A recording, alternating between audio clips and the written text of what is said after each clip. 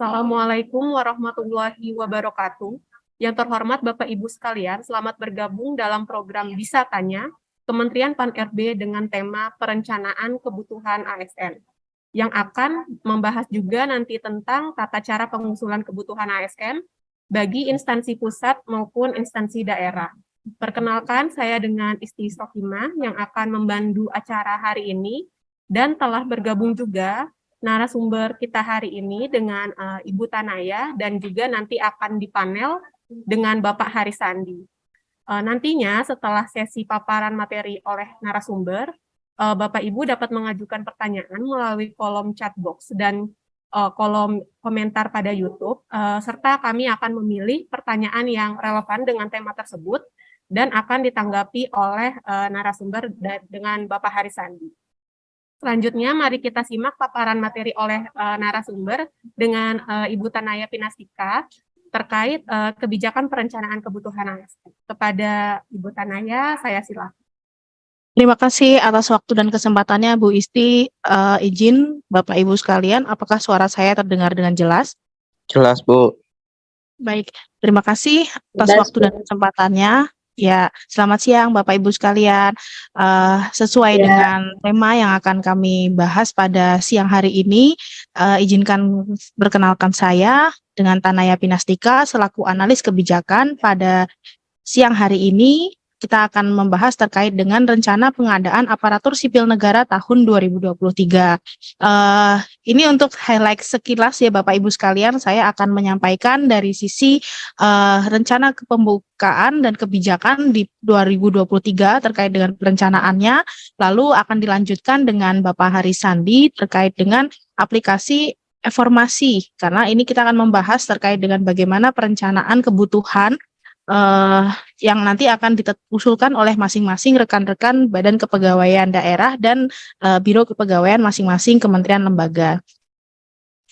Sedikit reminder Bapak Ibu sekalian, pokok-pokok substansi yang nanti akan saya highlight sekilas ini terkait dengan kebijakan kebutuhan ASN tahun 2023 seperti apa, lalu arah secara nasional yang akan kami buka, lalu kemudian nanti akan ada ketentuan-ketentuan pengusulan untuk instansi pusat dan instansi daerah, dan yang paling terakhir ini tidak kalah pentingnya karena ini usernya nanti terkait dengan kepegawaian ya, dokumen usulan yang harus dilengkapi oleh Bapak Ibu sekalian. Sebagaimana mandat dari Undang-Undang Aparatur Sipil Negara, jadi kita berbicara bahwa untuk penyusunan kebutuhan ini baik PNS maupun P3K memang disusun dalam jangka waktu 5 tahun, per 5 tahun Bapak Ibu, berdasarkan rencana strategis instansi pemerintah. Dan tak lupa di sini memang penyusunan itu juga sudah menjadi mandat dalam PP 11 ya 2017 bahwa perencanaan kebutuhan ini dilaksanakan menggunakan aplikasi yang bersifat elektronik.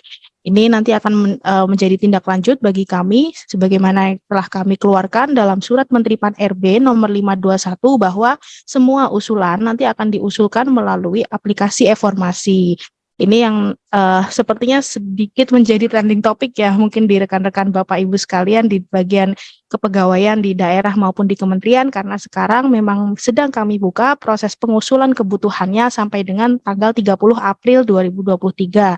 Ada beberapa hal yang perlu Bapak Ibu ketahui di sini yang kami ingin highlight.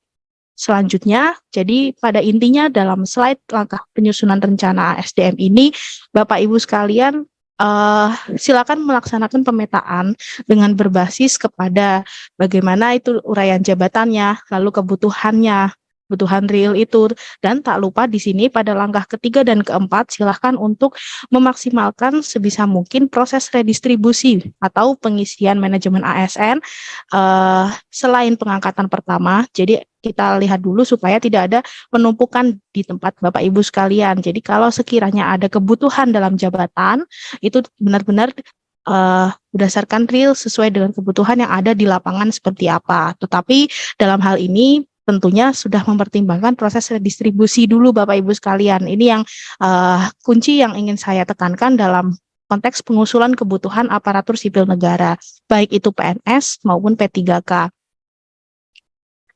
Lalu kemudian dari sisi rencana kebijakannya, kami memberlakukan ada 2 hal yang menjadi concern dari kami untuk pemenuhan kebutuhan secara nasional, yaitu pada sektor pendidikan dan sektor kesehatan kami akan berlakukan sejumlah positive growth. Dalam artian di sini, maka apabila usulan yang nanti Bapak Ibu sampaikan ini melebihi jumlah batas usia pensiun atau BUP, ini nanti akan tetap kami berlakukan sebagaimana komitmen dari kebijakan positive growth tersebut selama memang masih mengacu pada proyeksi kebutuhan dari rekan-rekan di instansi pembina.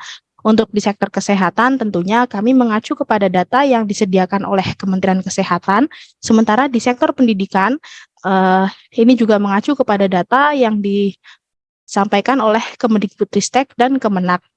Lalu dalam sisi pemenuhan tenaga yang lain tentunya kami tidak begitu mengesampingkan, tetapi ini juga tidak kalah pentingnya baik kebutuhan di Bapak Ibu sekalian. Hanya saja memang untuk pemenuhannya tidak sebanyak ketika di sektor pelayanan dasar, karena hal ini mempertimbangkan beberapa aspek yang ingin kami tekan dengan adanya kebijakan terkait dengan SPBE, kemudian terkait dengan digitalisasi, sehingga untuk tenaga teknis pelaksana kedepannya akan kami berlakukan negative growth, dan tenaga teknis fungsional juga ini juga zero growth. Jadi kami ingin menekan jabatan-jabatan yang sekiranya sifatnya ini clerical dan tidak membutuhkan skill khusus, kedepannya akan diberlakukan kebutuhannya penetapannya tidak terlalu banyak Bapak Ibu sekalian. Dari sisi arah kebijakan di sini kami menyampaikan sebagaimana yang tadi sudah saya sampaikan pada slide sebelumnya, pada intinya di sini untuk CPNS kami akan buka, tetapi memang sifatnya sangat selektif Bapak Ibu sekalian. Jadi Bapak Ibu sekalian nanti bisa mengacu kepada surat yang sudah kami keluarkan. Lalu kemudian tadi sebagaimana sudah yang saya sampaikan pada slide sebelumnya, di sini kami ingin memberi kesempatan untuk rekrutmen terkait dengan talenta digital. Jadi jabatan-jabatan yang terkait dengan digitalisasi itu mungkin nanti bisa diprioritaskan untuk diusulkan di tenaga teknis ya Bapak Ibu sekalian. Lalu kemudian untuk fokus pelayanan dasar ini juga masih menjadi concern kami yang utama. Lalu bagaimana dari sisi mekanismenya? Nah, ini mekanisme yang Bapak Ibu sekalian mungkin dapat perhatikan ya, karena ini terkait dengan dasar hukum, bagaimana nomenklaturnya, lalu kemudian aspek-aspek apa yang diperlukan menjadi acuan begitu. Jadi kalau untuk instansi pusat, Bapak Ibu sekalian bisa melihat di sini berdasarkan surat kami juga memang pengusulan CPNS hanya untuk di beberapa jabatan saja atau di beberapa bidang. Karena di sini tidak semua kebijakan atau tidak semua jabatan memang dapat diisi oleh P3K. Jadi kami hanya membuka untuk di bidang kejaksaan, kehakiman, bidang intelijen, dan tenaga dosen. Dan hanya saja di sini mengacu kepada nomenklatur yang berlaku ya Bapak Ibu sekalian. Jadi supaya ini diperhatikan pemilihan nomenklatur jabatannya dalam aplikasi e-formasi nantinya. Karena kalau Bapak Ibu sekalian melihat pilihan jabatan fungsionalnya mungkin tidak terlalu banyak, dan jabatan pelaksananya juga nanti perlu dilihat dari sisi tugas pokok dan fungsinya. Jadi sehingga di sini tidak ada mismatch ya antara arah kebijakan kami dengan nanti strategi pengusulan nomenklatur jabatan yang dipilih oleh Bapak Ibu sekalian. Selain CPNS juga Bapak Ibu bisa mengusulkan P3K, karena di sini kami masih memberlakukan adanya pembukaan P3K di tahun 2023, yang mana Bapak Ibu sekalian bisa mengacu kepada Kemenpan RB, ini nomor 158 terkait dengan jenis jabatan yang dapat diisi P3K, lalu kemudian berpedoman pada nomenklatur masing-masing Kemenpan jabatan fungsionalnya. Lalu kemarin juga ada pertanyaan nih Bapak Ibu sekalian, terkait dengan syarat kualifikasi pendidikan akan seperti apa. Nah, ini jangan khawatir karena Bapak Ibu sekalian dalam akun organisasi yang lalu memang tidak tersedia kolom untuk updating Anjab. Bapak Ibu sekalian cukup memilih kualifikasi pendidikan yang sudah disediakan dengan hasil rekomendasi dari instansi pembina. Jadi tentunya ini sudah mendapatkan approval ya dari instansi pembina, karena memang ini terkait dengan mandatnya. Terkait instansi pembina, tugasnya salah satunya adalah menyediakan untuk kualifikasi pendidikan yang berkaitan dengan syarat jabatan. Untuk instansi daerah, ini Bapak Ibu sekalian tetap kita buka, jangan khawatir. kita buka untuk pengusulan P3K dengan prioritasnya untuk pemenuhan di daerah-daerah yang sekiranya tahun lalu belum mendapatkan formasi. Jadi seperti daerah yang tertinggal atau terpencil, itu nanti akan kami berikan keutamaan untuk penetapan formasinya. Lalu di sini juga sama, untuk data-data nomenklaturnya Bapak Ibu sekalian bisa merefer kepada Permenpan terkait dengan masing-masing nomenklatur jabatan dan juga syarat kualifikasi yang sama sesuai dengan rekomendasi dari instansi pembina.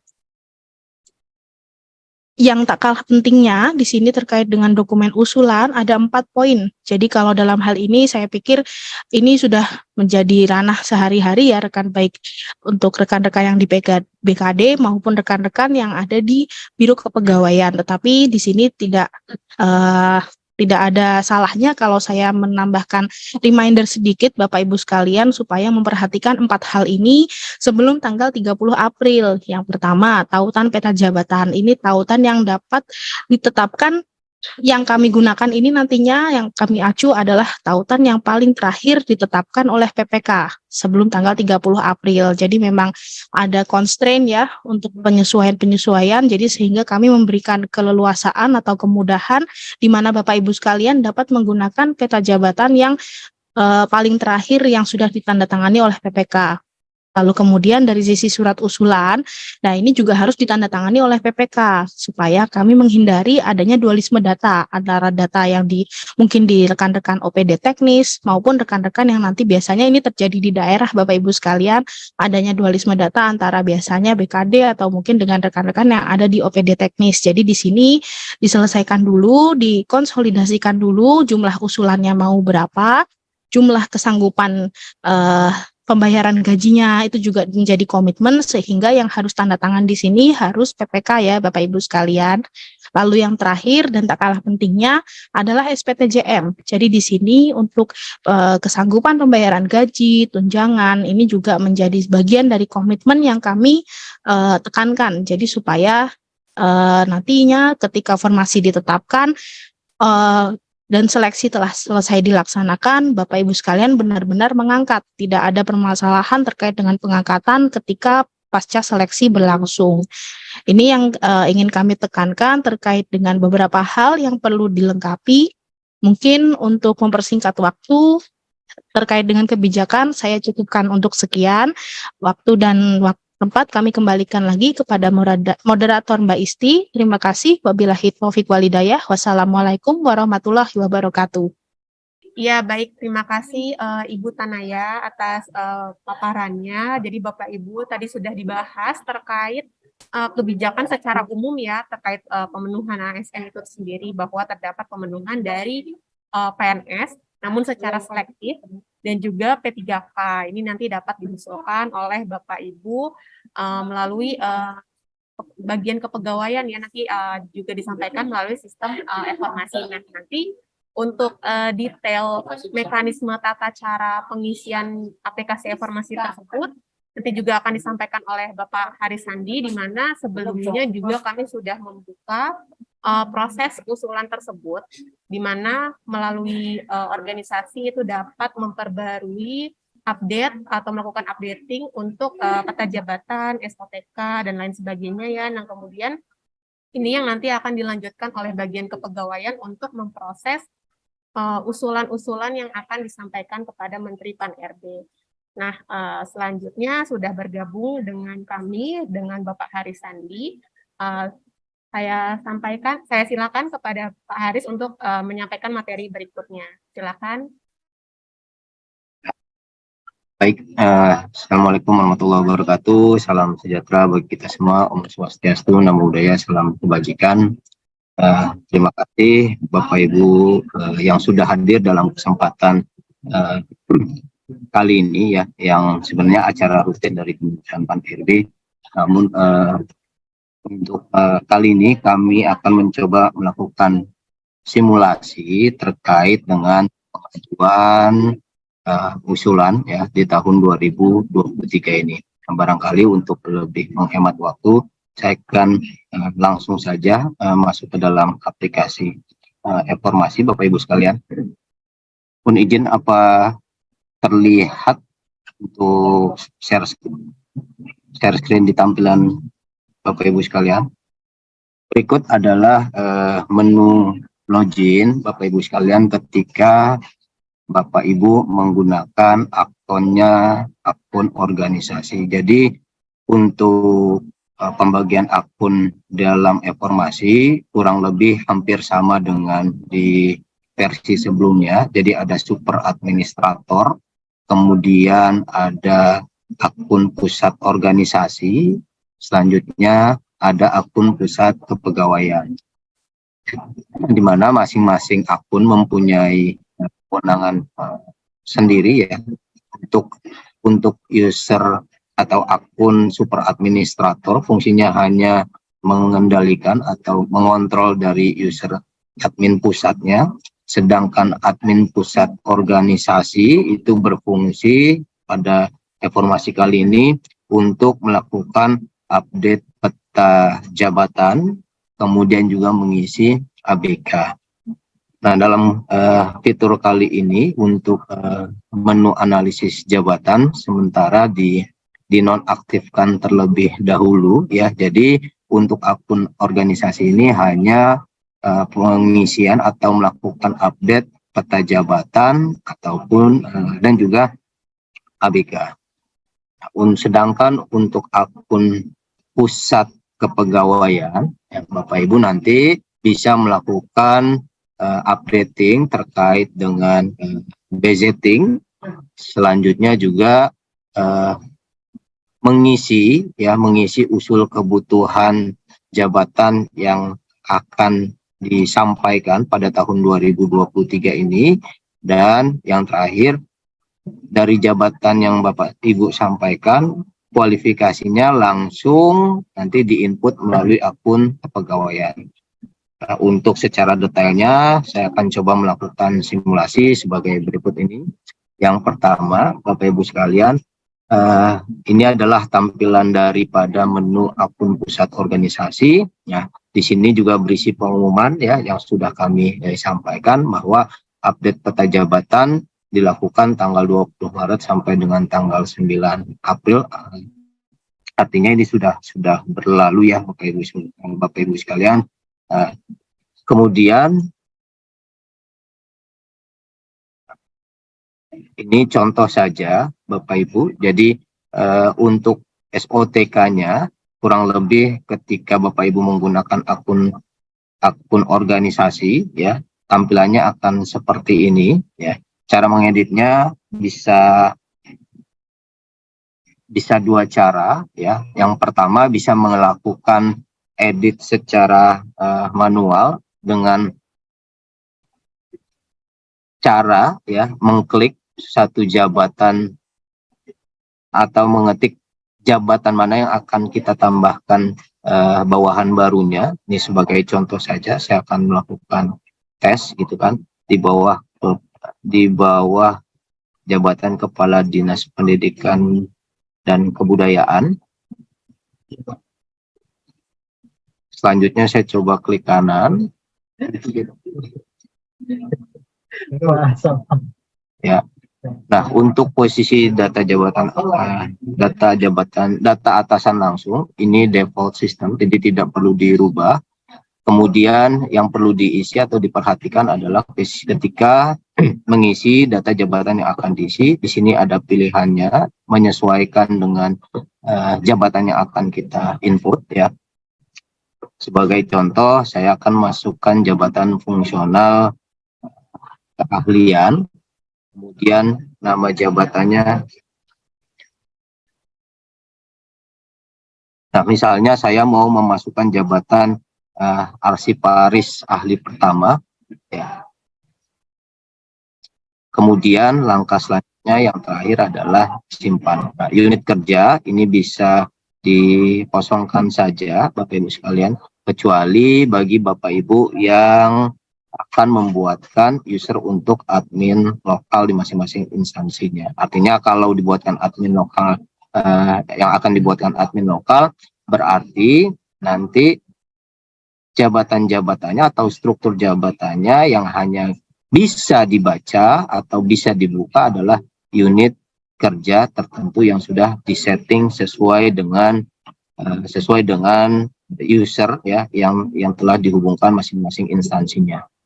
Nah, tapi dalam kesempatan kali ini saya coba untuk mengabaikan saja untuk input kerjanya.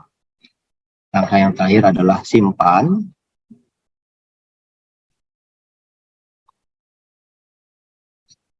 Nah, selanjutnya data yang sudah kita input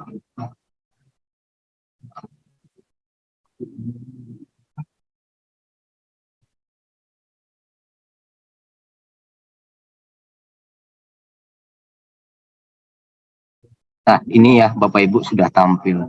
Nah, jadi dalam versi yang saat ini ya, kita langsung memasukkan sebuah jabatan ya secara spesifik ya, misalnya jenjangnya apa, kemudian juga beserta dengan jabatannya. Nah, kalau pada sebelumnya kita menginput jabatan fungsional, dia secara otomatis ya Bapak Ibu memilih jabatan fungsional keahlian, namun nanti yang akan tampil adalah misalnya sebagai contoh kita masukkan jabatan arsiparis, itu kita masukkan jabatan arsiparis, nah tapi sudah include dengan jenjang semua jabatannya, mulai dari yang ahli pertama, ahli muda, ahli madya sampai dengan yang utama. Namun untuk kesempatan kali ini atau dalam informasi kali ini yang Bapak Ibu lakukan ya, langsung membuat jabatannya secara spesifik, entah untuk yang arsiparis ahli pertama ya, ataupun misalnya kita mau memilih lagi adalah nanti untuk yang arsiparis ahli muda ya. Nah, hanya 2 jabatan jenjang tersebut yang dimasukkan ke dalam peta jabatan, itu bisa. Itu perbedaan sedikit dari jenis jabatan fungsional yang akan diinput. Nah, untuk jabatan pelaksana kurang lebih hampir sama dengan yang sebelumnya, tinggal memilih saja ya, tinggal pilih saja jenis jabatan yang akan kita masukkan. Ketentuannya sudah saya sampaikan tadi ya. Jadi tambah bawahan baru, nanti kemudian kita akan memilih atau menyesuaikan dengan kriteria jabatan yang akan kita pilih, baik itu yang fungsional ya, kemudian yang ataupun yang pelaksana. Ya, baik Bapak Ibu, jadi mohon maaf tadi ada gangguan secara teknis ya. Seperti yang tadi kami sampaikan sebelumnya, bahwa untuk update peta jabatan dapat dilakukan dengan 2 cara. Yang pertama menggunakan sistem manual yang sudah saya sampaikan pada simulasi sebelumnya. Namun untuk yang cara kedua ya, ini memang cara baru menggunakan sistem ekspor impor. Nah, fasilitas ini kami berikan sesuai dengan untuk mempermudah ya sebenarnya bagi Bapak Ibu ketika mau melakukan penyesuaian peta jabatan secara keseluruhan, tapi tidak melakukan input secara manual, langsung menggunakan sistem ekspor impor. Nah, hanya saja yang perlu diperhatikan sebelum melakukan ekspor impor adalah yang pertama ya, formatnya harus menyesuaikan dengan apa yang sudah kami berikan ya. Jadi bisa dilakukan sistem ekspor import pun dengan ekstensi filenya menggunakan file CSV. Nah, berikut adalah tata caranya. Yang pertama, pilih menu draft pada ekspor impor, kemudian pilih choose file ya, pilih choose file. Jadi dokumen apa yang mau kita lakukan import data ya, ini ada tanda merah ya. Kemudian kalau sudah kita pilih filenya ya, maka nanti akan ada informasi atau progres ya, berapa persen untuk importing datanya. Misalnya kalau sudah dilakukan sudah 100%, nanti akan muncul nama filenya yang akan kita import.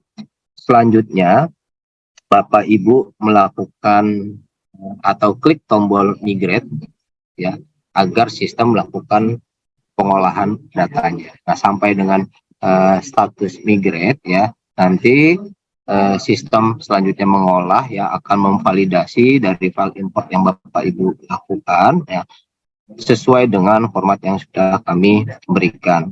Selanjutnya nanti akan ada keterangan import finishing ya ketika file atau import berhasil dilaksanakan.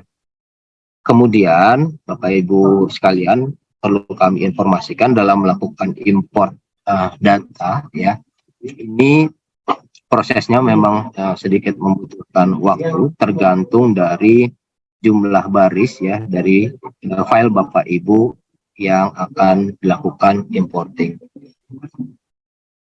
Ketentuannya kurang lebih Bapak Ibu dapat melihat ya, format seperti yang saya sampaikan. Jadi ada ID ya, kemudian headernya ya. Untuk headernya ada ID, kemudian ada ID induk, kemudian ada nama jabatan, kemudian ada posisi ABK, ID unit, kemudian yang terakhir ada nama unit. Nah, header ini harus sama persis ya ketika Bapak Ibu ingin melakukan sistem ekspor impor.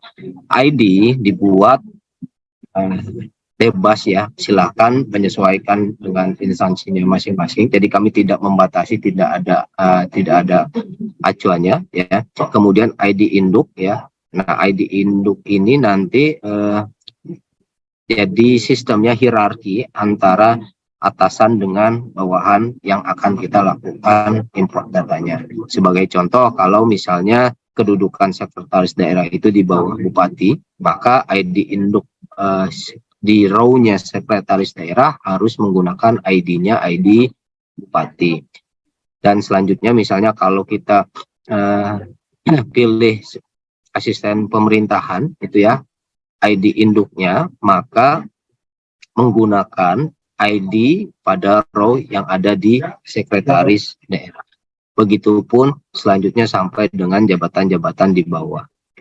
Intinya adalah ID induk ini ya adalah hierarki antara atasan yang akan kita sambungkan dengan bawahan-bawahan atau struktur jabatan di dalamnya.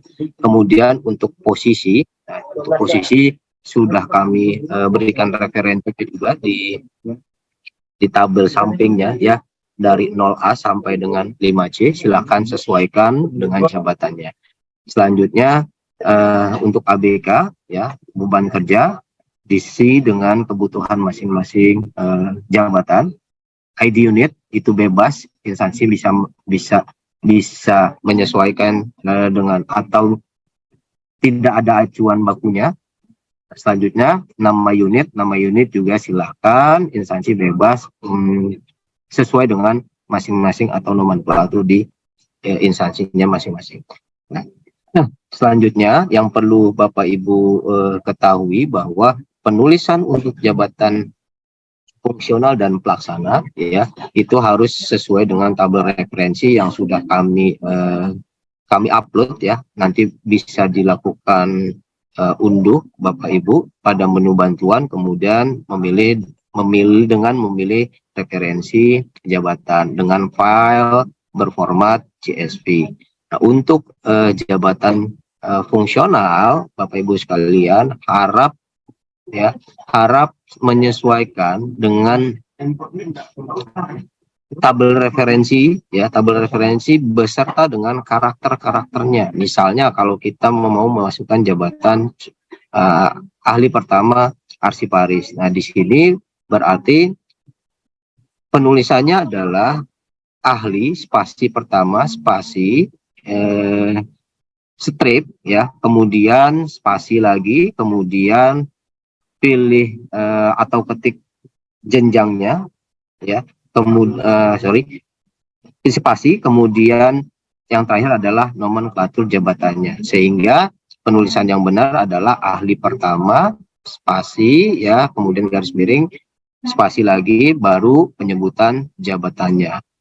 Di bawahnya ya tanda merah ini ada contoh penulisan yang salah ya, tidak ada spasi di jeda ya, atau spasi tidak ada jeda antara kata pertama dengan arsiparis. Nah, di situ penghubung stripnya tidak menggunakan spasi. Nah, inilah contoh penggunaan atau penulisan dengan yang salah.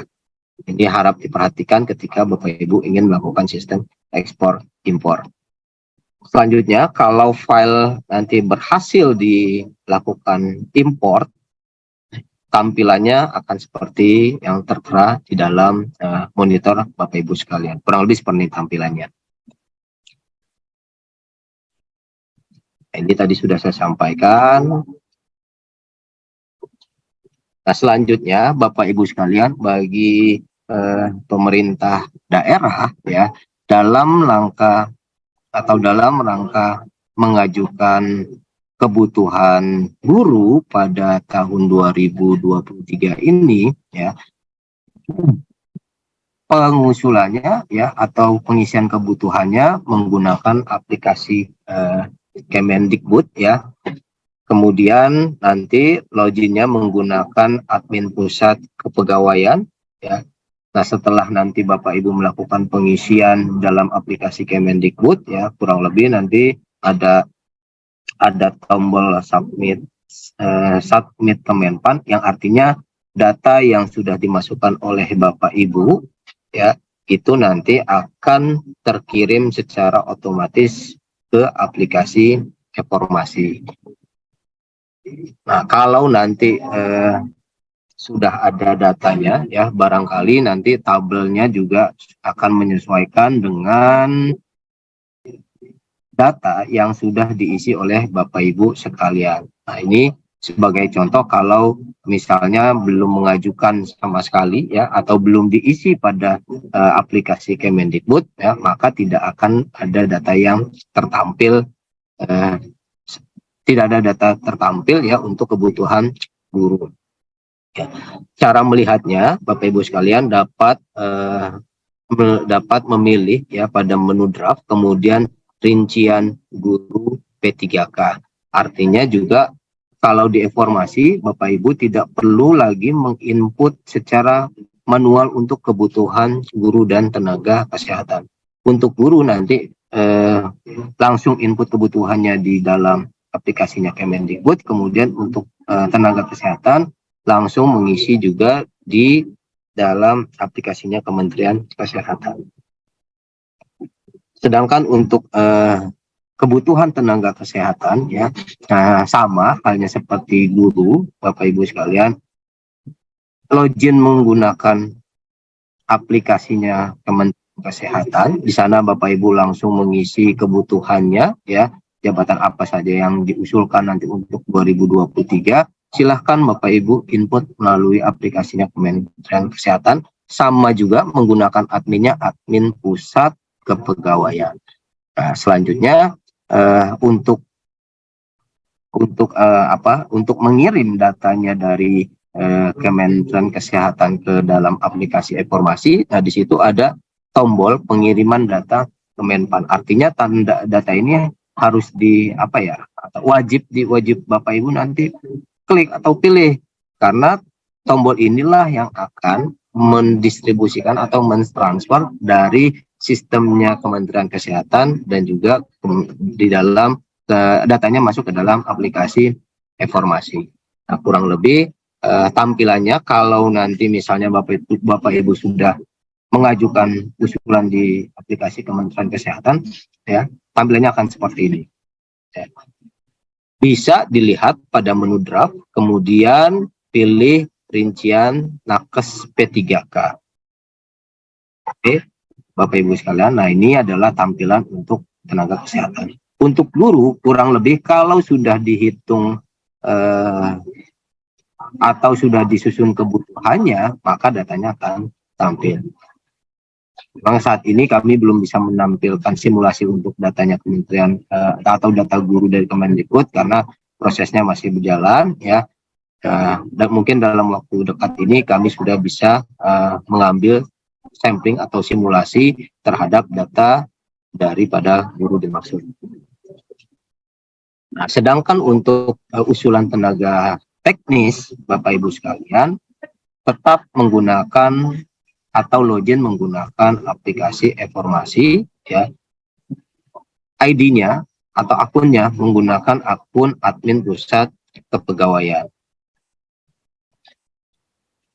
apa saja yang harus dilakukan pada aplikasi informasi yang kali ini ya Bapak Ibu sekalian. Yang pertama ya, perubahannya adalah untuk pengisian NIP sementara kita nonaktifkan.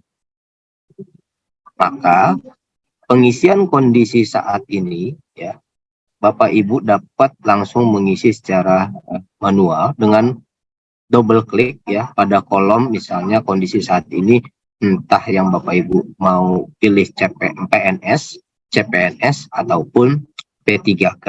Ya. Jadi tidak diinput berdasarkan NIP untuk saat ini. Diisi langsung secara manual dengan mengklik double klik ya pada kolom yang ingin Bapak Ibu input atau update datanya.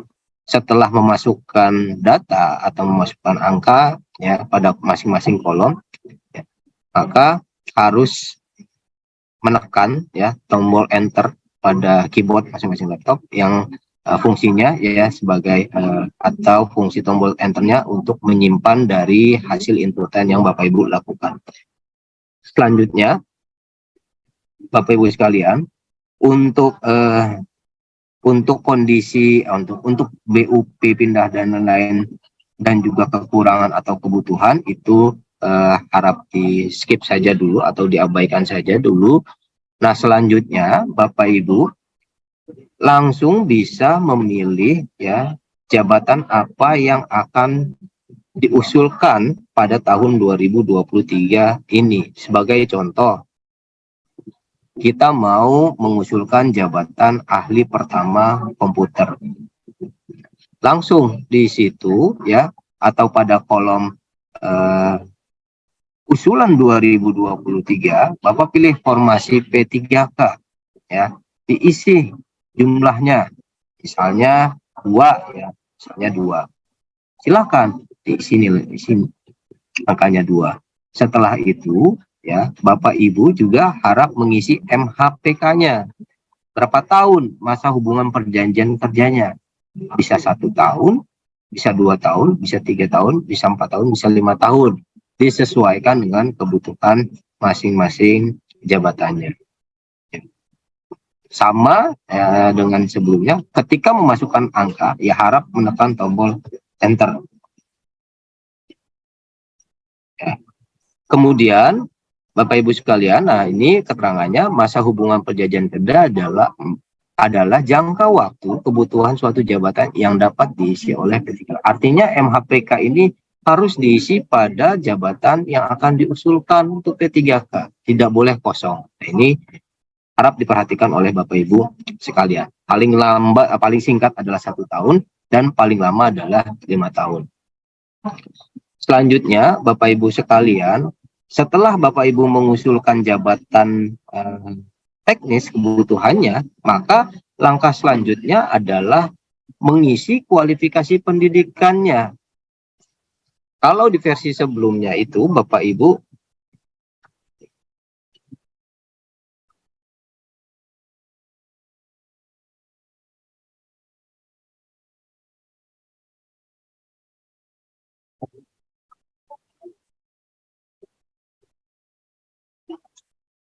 Bapak Ibu menggunakan atau pengisian kualifikasi jabatan menggunakan akunnya adalah akun organisasi. Namun untuk yang versi ini atau yang sekarang ini langsung menggunakan akun kepegawaian. Nah caranya klik kanan pada jabatan yang diusulkan, kemudian pilih edit, maka akan muncul tampilan seperti berikut ini ya.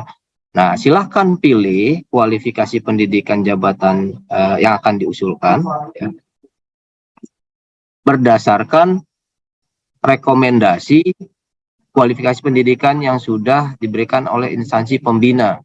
Ya, kalau misalnya kita pilih jabatan peranata komputer, ya, maka Bapak Ibu dapat melihat tabel ya referensi jabatan-jabatan tersebut bisa diisi kualifikasi pendidikan apa saja. Bisa pilih seluruhnya sesuai dengan rekomendasi instansi pembina atau bisa mengurangi atau menyesuaikan dengan kami hanya mau milih kualifikasi pendidikannya 1 saja, 2 saja atau 3 saja. Itu boleh dilakukan. Nah, ini ya pada tabel di bawahnya Bapak Ibu bisa melihat kan rekomendasi kualifikasi pendidikan yang sudah diberikan oleh instansi pembina. Artinya ketika memasukkan atau mengusulkan jabatan tersebut, kualifikasi pendidikan tidak boleh keluar dari yang sudah ada rekomendasinya. Selanjutnya, untuk jabatan juga Bapak Ibu agar memperhatikan ya kedudukan jabatan fungsional tersebut, apakah hanya bisa di KL saja, ya, apakah hanya bisa di provinsi saja, di kabupaten ataupun di kabupaten dan kabupaten kota. Nah, harap kedudukan ini juga diperhatikan oleh Bapak Ibu sekalian dalam waktu pengisian kebutuhan ASN 2023 ini. Selanjutnya, Bapak Ibu sekalian, hasil tadi jabatan dan kualifikasi yang sudah diinput melalui budgeting ya akan muncul atau bisa dilihat pada menu draft, kemudian pilih rincian teknis P3K. Ya.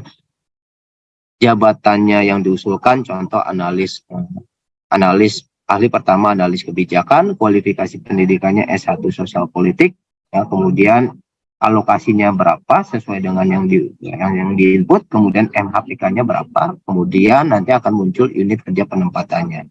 Selanjutnya ahli pertama Pranata Komputer, ya, kebutuhan kualifikasi pendidikannya apa, dan kemudian unit penempatannya di mana. Ini sesuai dengan yang Bapak Ibu input dalam evaluasi.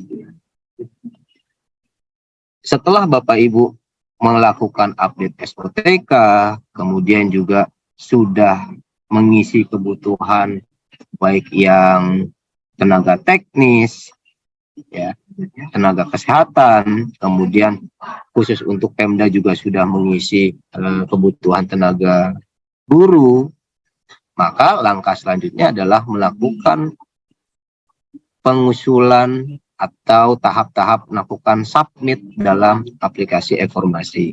Langkah yang pertama adalah pada menu budgeting, ya, pada menu draft, kemudian pilih budgeting. Nah, di sini ada tombol ajukan budgeting tahun 2023. Tombol ini harus diklik oleh Bapak Ibu sekalian, ya, agar data yang sudah diinput, ya, baik itu guru kesehatan dan teknis, ya, data yang sudah masuk ke dalam informasi ini bisa masuk ke dalam pengajuan tahun 2023. Kalau misalnya Bapak Ibu sudah mengisi kebutuhannya guru kesehatan teknis tapi tidak menekan tombol ini, maka data ini tidak akan terkirim sebagai atau tidak akan terbaca oleh sistem sebagai yang akan diusulkan tahun 2023. Oleh karena itu mohon agar diperhatikan oleh Bapak Ibu sekalian. Selanjutnya, ketika Bapak Ibu sudah memilih ajukan budgeting, ya, maka bisa melihat, ya, riwayat yang sudah diajukan melalui usulan 2020, melalui menu formasi, kemudian sub menu usulan 2023, kemudian ada di situ riwayat usulan. Nah, riwayat usulan nanti berapa kali Bapak melakukan budgeting, ya, bisa kelihatan historinya atau riwayatnya. Selanjutnya, klik tombol regen, ya, artinya data yang sudah diajukan akan di-generate oleh sistem. Nah, selanjutnya nanti akan terlihat status, ya, status di budgetingnya, apakah memang sudah proses submitnya itu sudah selesai atau masih dalam proses. Nah, kemudian langkah selanjutnya adalah mengunduh file yang sudah tergenerate oleh sistem. File inilah yang digunakan oleh Bapak Ibu sebagai lampiran untuk disampaikan kepada Menteri Pan-RB. Nah, sebelum disampaikan, file-file dokumen-dokumen tersebut, ya, harus diparaf dan ditandatangani, ya, oleh masing-masing instansinya. Tanda tangannya oleh TPK. Kemudian untuk paraf, ya, paraf per lembar, ya, mungkin bisa sekjen atau bisa sekda ya, barangkali minimal kepala biro atau untuk parafnya ya, untuk parafnya minimal kepala biro atau kepala bagian kepegawaian yang menangani kepegawaian. Tapi untuk tanda tangan minimal harus DPK. Nah ini ya file yang Bapak Ibu sudah unduh ya, kurang lebih tampilnya akan seperti ini. Ada guru misalnya, nakes, dan juga tenaga teknis bagi Bapak Ibu yang menginput atau mengusulkan ketiga-tiganya. Kalau misalnya nanti hanya usul teknis saja, maka yang keluar juga datanya hanya teknis saja. Data guru, data nakesnya tidak akan keluar sumber datanya. Kemudian langkah yang berikutnya, Bapak Ibu ya, harap mengumpulkan dokumen-dokumen tadi yang sudah di-download ya, kemudian diparaf dan ditandatangani oleh PPK masing-masing ya. Selanjutnya ini harus dilakukan upload melalui aplikasi informasi dengan cara ya melalui menu formasi, kemudian pilih sub menu usulan 2023, kemudian pilih pengajuan usulan. Berikut adalah tampilannya. Nah, di sini ada checkbox yang harus dilakukan ya pada kolom di bawah yang diberikan tanda merah. Kemudian kalau checkbox sudah dilakukan, maka pilih tombol berikutnya. Selanjutnya akan muncul ya, selanjutnya akan muncul tampilan seperti berikut ini, nomor penetapan peta jabatan di masing-masing instansi, link unduh. Nah, karena biasanya peta jabatan itu filenya besar, maka cukup untuk informasi cukup diberikan akses linknya saja ya, Bapak Ibu sekalian, terserah, bisa upload, bisa melalui Google Drive dan lain-lain sebagainya, kami tidak batasi aksesnya. Nah, selanjutnya pilih tombol berikutnya, Bapak Ibu sekalian, akan muncul tampilan berikut ini. Ada nomor usulan surat yang harus diinput, kemudian tanggal suratnya, kemudian perihal surat usulan, kemudian unggah surat usulan ya, surat usulan yang tadi yang sudah ditandatangan oleh PPK, kemudian lampiran rincian usulan juga yang hasil dari cetakan informasi. Sekali lagi kami garis bawahi, lampiran rincian usulan harus berdasarkan sesuai cetakan informasi, tidak dengan format sendiri. Itu. Kemudian yang terakhir adalah pernyataan kesanggupan gaji dan latsar. Kalau dokumen-dokumen itu sudah lengkap di di-upload ya, langkah selanjutnya adalah klik tombol berikutnya. Selanjutnya Bapak Ibu ya, ini adalah hasil ya yang sudah diinput mulai dari nomor peta jabatan, kemudian link unduh sampai dengan surat pernyataan kesanggupan baik itu gaji ataupun latsar. Yang terakhir adalah klik tombol selesai dan ajukan usulan formasi 2023. Kalau tombol ini sudah diklik ya, artinya data sudah final dan tidak dapat diubah Bapak Ibu sekalian, maka harap diperhatikan sudah harus ketika menekan tombol ini ya, maka data dianggap selesai dan tidak dapat dirubah oleh Bapak Ibu sekalian dan dianggap sudah menyampaikan kebutuhan secara resmi ke Kementerian Pan-RB.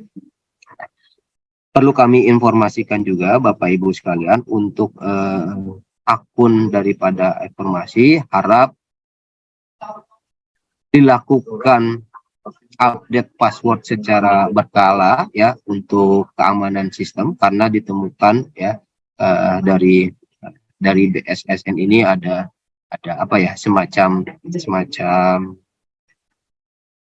proteksi yang harus dilengkapi sebagai user informasi ya. Ini ada pemberitahuan dari BSSN ya, sehingga kami menghimbau kepada Bapak Ibu ya, tidak juga menggunakan password ya, atau harus menggunakan password dengan kombinasi. Nah, bagi yang belum menggunakan kombinasi, harap Bapak Ibu melakukan update ya password menggunakan kombinasi huruf, angka, dan karakter huruf lainnya. Demikian Bapak Ibu terkait dengan simulasi untuk pengajuan usulan kebutuhan 2023. Kurang lebih saya mohon maaf ya, saya kembalikan ke moderator. Terima kasih. Ya, baik. Terima kasih Bapak Harisandi atas pemaparannya. Baik Bapak Ibu sekalian, selanjutnya saya akan membacakan pertanyaan-pertanyaan yang telah masuk, baik secara chat box di Zoom maupun kolom komentar. Nah, mohon sekiranya Bapak Ibu dapat memperhatikan, mungkin nantinya akan ada beberapa pertanyaan yang mirip sehingga pertanyaannya tidak akan kami ulang. Jadi diharapkan nanti juga jawabannya cukup representatif untuk menjawab pertanyaan-pertanyaan Bapak Ibu sekalian. Baik, yang pertama dari Balai Semesta. Ini pertanyaan dari kolom YouTube. Bagaimana pembiayaan P3K baik nakes, guru, teknis, apakah ditanggung oleh pusat? Kemudian untuk formasi 2023, apakah daerah bisa mengusulkan P3K maupun PNS? Baik, pertanyaan kedua dari Lombok Barat, apakah bisa merubah porsi formasi yang ada dalam Peraturan Menteri Keuangan Republik Indonesia terkait, mungkin ini maksud surat Kementerian Keuangan ya Bapak Ibu di nomor 212 PMK 07 2022. Kemudian pertanyaan ketiga dari Bapak Hari Agung Gumelar, bahwa apakah ini ada kendala sepertinya pada saat penginputan posisi jabatan pembendaharaan ini tidak terdaftar di dalam aplikasi e-formasi sehingga ABK-nya tidak terjumlah di total ABK-nya seperti itu. Nah, ini mohon solusinya Bapak Haris. Mungkin ada saya cukupkan di 5 pertanyaan, 2 lagi dari BKPP Rokan Hulu atas nama Ibu Vera, bahwa untuk usul tenaga kesehatan maupun guru, nah ini kapan di entry-nya di dalam aplikasi e-formasi. Kemudian pertanyaan kelima dari Pesisir Barat, ada kendala juga dalam pengisian teknis di e-formasi bahwa terdapat unit kerja yang terhapus di dalam sistem. Nah, ini kan seperti yang kita ketahui bahwa update untuk SOTK telah ditutup ya per tanggal 9 April. Nah, kemudian ini apakah bisa ditambahkan kembali atau bagaimana solusi untuk memperbaiki peta jabatan tersebut? Baik, kemudian saya silakan kepada Bapak Harisandi untuk menanggapi, silakan.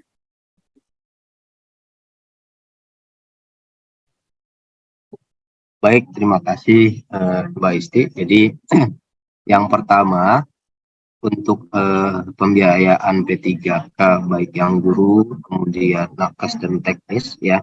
Ini sebenarnya sudah disampaikan melalui surat Menteri Keuangan, artinya secara anggaran itu sudah dihitung ya. Kemudian apakah untuk formasi 2023 ini bisa mengusulkan P3K dan PNS ya. Untuk daerah ya kondisi saat ini hanya untuk P3K saja. Nah, PNS itu hanya untuk tertentu, jabatan tertentu di kementerian dan lembaga saja, Pak.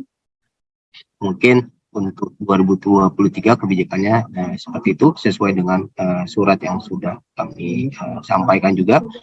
Kemudian apakah bisa merubah porsi formasi dalam peraturan Menkeu ya nomor 1212 ya, silakan usulkan saja Pak porsinya, misalnya komposisinya dirubah gitu ya, misalnya guru yang tadinya 50 terus kemudian Bapak mau naikkan menjadi 100, kemudian sebaliknya kesehatan yang semula 100 kemudian menjadi 50. Nah, ini dalam pengajuan ya silakan Bapak usulkan saja ya selama kumulatifnya tetap sama ya, barangkali seperti itu. Kemudian pertanyaan berikutnya, saat penginputan posisi jabatan perbendaharaan,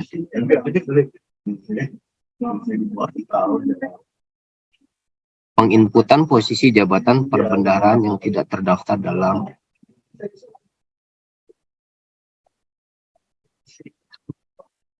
ini mungkin jabatannya tidak masuk dalam list informasi gitu ya Bapak Ibu ya. Ya, nanti kami kalau jabatan-jabatan yang tadi misalnya disampaikan belum ada jabatan tersebut, kami harus cek dulu Bapak Ibu sekalian, karena bisa saja ada ada salah ketik atau keliru karakter hurufnya. Nah, nanti ini akan kami coba cek kembali. Nah, silahkan menghubungi PIC kami ya jika mengalami kendala terdapat jabatan yang belum bisa diinput. Kemudian pertanyaan berikutnya,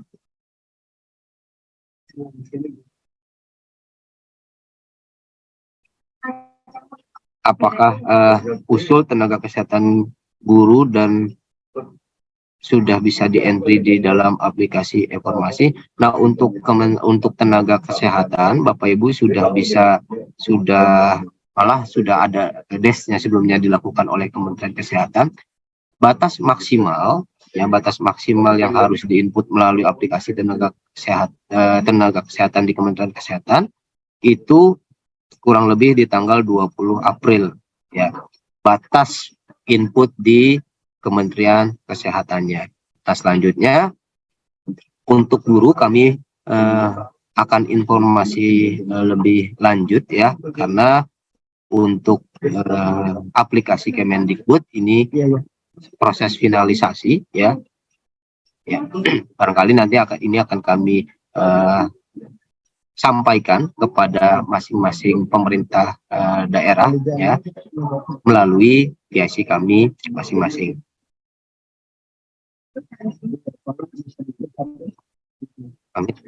Kemudian pertanyaan berikutnya, terdapat kendala pada sistem informasi unit kerja yang terhapus gitu ya. Nah, ini sama Pak, barangkali kami harus cek terlebih dahulu ya, terhapusnya karena apa ya. Kemudian kalau untuk merestore ya, kami tetap bisa melakukan restore data walaupun untuk akun organisasi sudah ditutup ya, tapi kami proses merestore-nya itu tetap bisa kami lakukan. Nah, makanya atau oleh karena itu kami harus cek dulu Pak, atau cek kembali data yang terhapus itu seperti apa. Nah, ini juga dapat menghubungi PIC kami.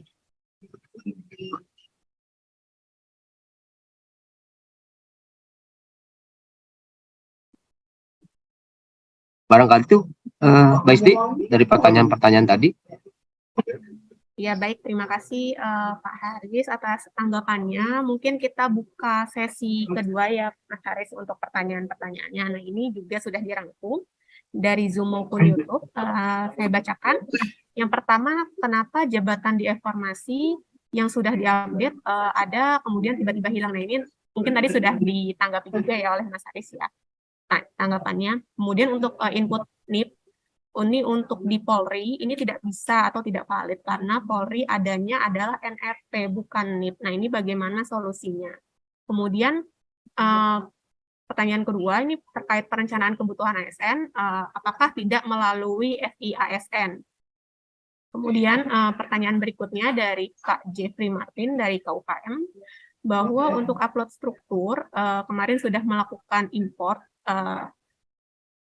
bahwa ini sepertinya ada ID induk yang salah sehingga peta jabatannya ini menjadi tidak urut gitu di informasi. Nah, ini bagaimana solusinya? Apakah bisa dilakukan import ulang untuk peta jabatan tersebut? Gitu. Kemudian selanjutnya ini masih menyambung pertanyaan pertama. Nah, ini dari import yang terdapat itu ada sekitar 600 row. Nah, apakah tetap diimpor ulang ataukah bisa dilanjutkan proses pengisian budgeting di akun kepegawaian seperti itu. Kemudian pertanyaan selanjutnya, apakah pada saat upload atau import peta jabatan itu diisikan sebanyak 1464 setelah impor berhasil. Nah, ini terdapat selisih, yaitu hanya 1436. Nah, ini apakah nantinya akan menjadi permasalahan atau bagaimana seperti itu, Pak Haris? Kemudian pertanyaan terakhir ini, apakah satu user instansi kepegawaian itu bisa dibuka atau diakses lebih dari satu device atau satu PC? Nah, kemudian untuk kondisi PNS, untuk updating kondisi PNS ini yang dipakai data cut off per kapan? Apakah cut off per Desember 2022 atau pada saat pengusulan itu sendiri? Mungkin demikian, Mas Haris, dipersilakan. Ya, baik, terima kasih Mbak Isti untuk yang pertanyaan berikutnya, sesi yang berikutnya.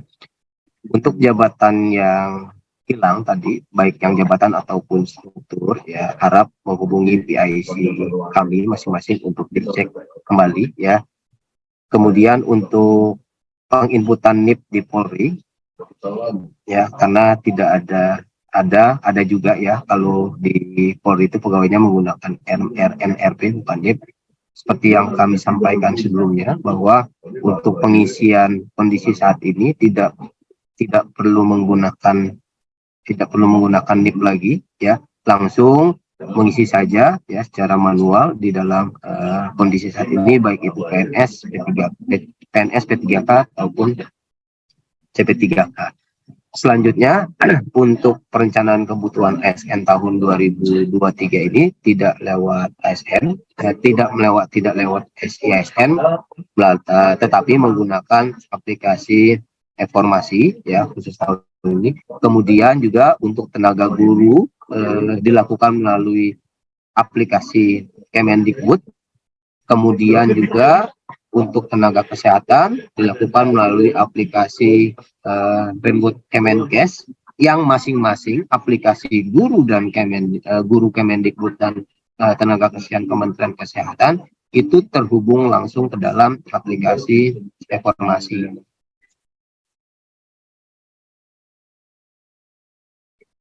Berikutnya Bapak Ibu, untuk status upload struktur impor ya.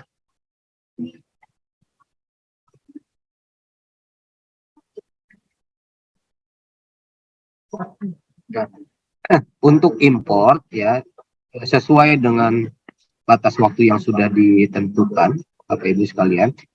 Oleh karena itu headernya harus sama persis, tidak boleh ada yang berbeda ya, baik header, baik dari segi penulisan ya, dan juga formatnya, extension filenya harus CSV.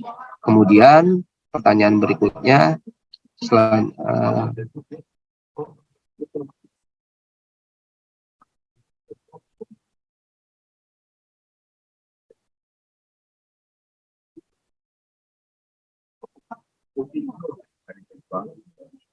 untuk update peta jabatan ya, memang diprioritaskan untuk jabatan-jabatan yang akan diusulkan tahun 2023 saja ya Bapak Ibu sekalian, harap diprioritaskan, tapi dengan catatan juga untuk updating peta jabatan secara keseluruhan harus dilakukan.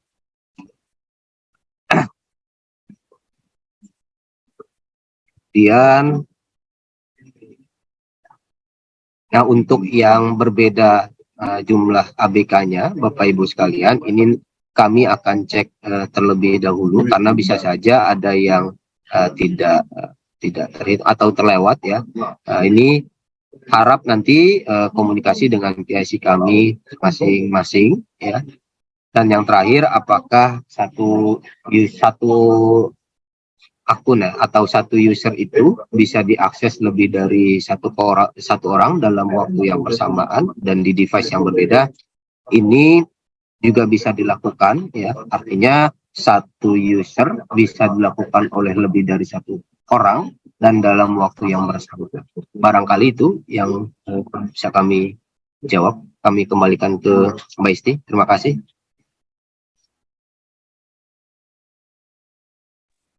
Ya, baik. Terima kasih Bapak Haris atas tanggapan-tanggapan atas pertanyaannya. Baik, Bapak Ibu sekalian, mungkin kami mohon maaf sekali belum atau masih banyak ya pertanyaan yang belum terbacakan, mengingat memang waktunya sudah habis di 11.30. Nah, mungkin di sini saya mengingatkan kembali kepada Bapak Ibu, terutama untuk pemegang akun organisasi maupun akun kepegawaian maupun nanti juga di super admin, untuk dapat mengubah password secara berkala dan disimpan di browser, karena terkadang mungkin ada, karena pengusulan ini kan mekanismenya mungkin per tahun gitu ya, setahun sekali. Jadi diharapkan mungkin nanti ada terlupa atau bagaimana, jadi passwordnya ini tetap aman seperti itu. Dan menggunakan jaringan internet yang cukup stabil seperti itu. Mungkin ini kadang menjadi kendala juga dalam membuka informasi mungkin atau ekspor impor gitu ya. Ini update-nya lama sekali. Nah, mungkin itu bisa dipastikan nanti menggunakan jaringan yang cukup stabil. Kemudian nanti untuk teknis pengusulan guru dan tenaga kesehatan nanti juga akan bekerja sama atau melalui aplikasi sistem kepegawaian dari instansi pembinanya seperti itu. Jadi untuk teknisnya tetap diinformasi, nanti untuk guru dan nakes melalui sistem yang dikembangkan oleh instansi pembina. Baik, Bapak Ibu sekalian, telah selesailah acara Bisa Tanya hari ini. Terima kasih atas partisipasi pertanyaan Bapak Ibu sekalian. Kami mohon maaf jika masih ada banyak sekali kekurangan maupun penyampaian-penyampaian yang kurang berkenan. Selebihnya, selanjutnya kami juga mohon undur diri. Terima kasih. Wassalamualaikum warahmatullahi wabarakatuh. Terima kasih Mas Haris atas partisipasinya dan juga dengan Ibu Tanaya untuk narasumber pertama kita hari ini. Terima kasih Bapak Ibu sekalian, mohon izin untuk undur diri. Mbak Isti, mohon izin sekali menambahkan sebelum ditutup. Silakan. Jadi ini juga ada masukan dari BSSN, Bapak Ibu sekalian, agar keamanan komputer tetap terjaga. Jadi tidak menyimpan password ya secara otomatis di dalam laptop ataupun komputer. Karena ini akan menjadi celah ya untuk pencurian data. Sekali lagi, ini juga harap diperhatikan oleh Bapak Ibu sekalian. Demikian, terima kasih. Ya, baik, terima kasih Pak Haris atas reminder-nya. Baik, terima kasih Bapak Ibu. Selamat siang, selamat beraktivitas. Wassalamualaikum warahmatullahi wabarakatuh.